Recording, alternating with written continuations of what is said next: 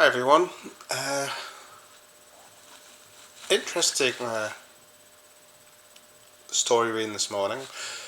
You may remember when Jurgen announced he was leaving, obviously the club had to look for a replacement, and we identified Xabi Alonso, and he decided to stay at Leverkusen. I understand where he was coming from. It was early in his career. We also looked at Ruben Amorim, the sporting coach at the time, and we snubbed him, said no to that, and as we know, we went for Arne Slot, and Amorim eventually replaced the sacked Erik ten Hag at Man United in November. Now, hindsight's wonderful. If we look now, Arne Slot's got us 13 points clear at the top of the table, and as for Man United, well, 14th I think in the table after just struggling to beat Ipswich.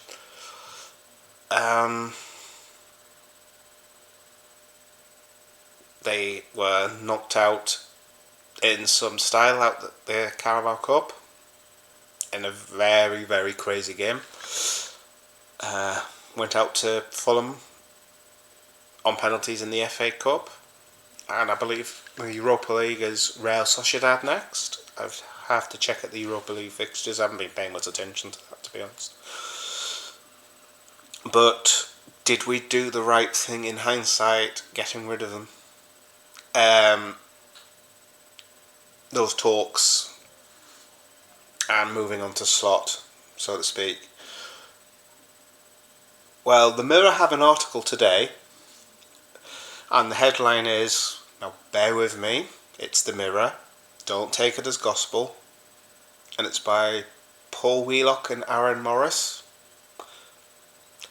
So, no idea how accurate this is, but the headline says Ruben Amorim could cost Man United £400 million as real reason Liverpool snubbed him emerges.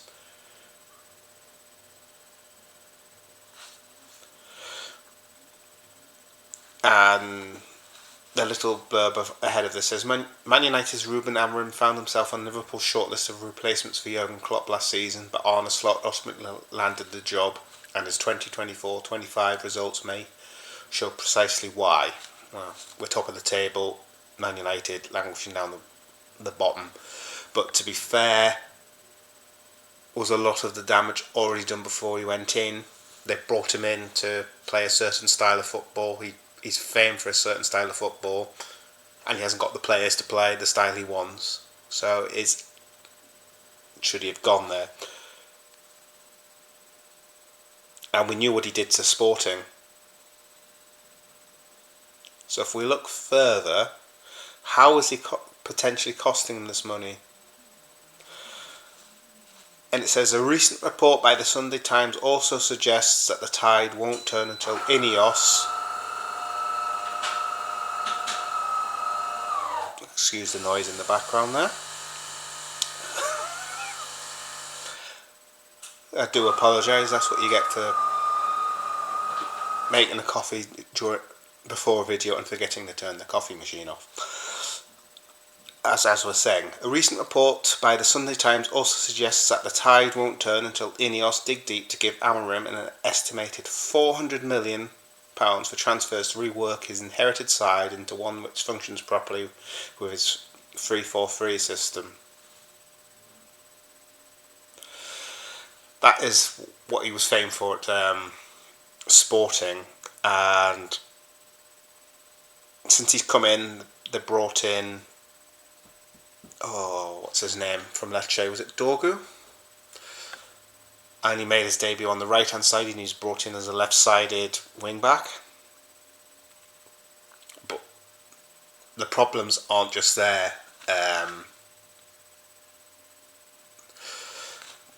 They are the worst side in the Premier League for defending corners, I think. We've seen some high profile errors. Anana can make a huge mess of things. And what's it, Rasmus Højlund, the 70 odd million pound striker, has not scored in, 18 games? And we're reading here the things Amorim needs to fix.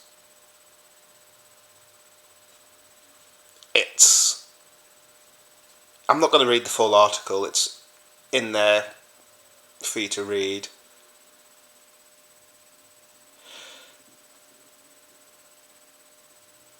But they do say here, but it's evident that further investment is needed should Amorim be able to achieve what previous managers failed to do.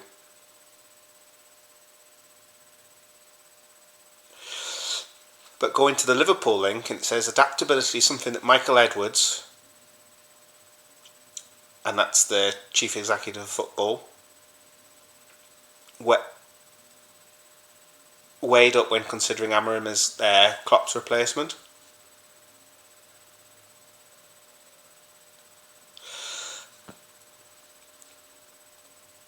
And then sporting director Richard Hughes was keen to ensure that Reds landed a manager who could involve on the Germans' setup rather than strip and revolutionise it.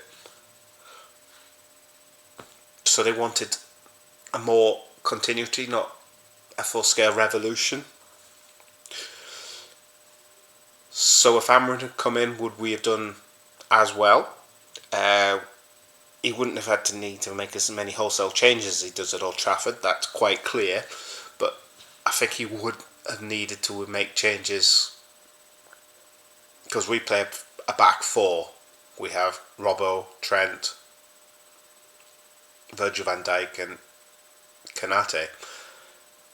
Amorim prefers to play a three at the back. So who plays in the middle? Could you play Trent and Robbo further forward, and then you're sacrificing one of that midfield trio of Gravenberch, Szoboszlai and Alexis McAllister? Where do you drop one there? So there would be tinkering needed and maybe personnel changes. And Edwards and Hughes felt obviously that wasn't the way to go, and they've gone for Slot, who's able to adapt what you're going to put in place. It's just interesting. We've snubbed him on the basis, it seems, of, well, there was talks at the time that he wanted a lot of money and discussing things with West Ham, and now it seems like we snubbed him because he probably wasn't the right coach to deal with the set of players we had.